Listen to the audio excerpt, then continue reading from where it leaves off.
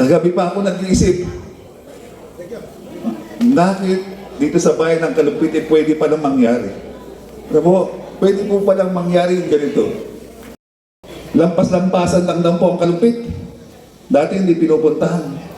Alam niyo po ba sa susunod ng 2 buwan, yung pong gilid na ito, yung mga investors, nandyan na.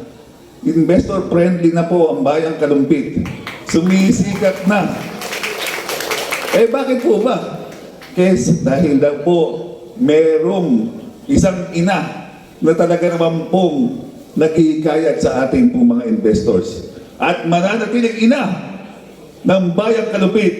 Palakpakan po natin, Mayor Len Faustino.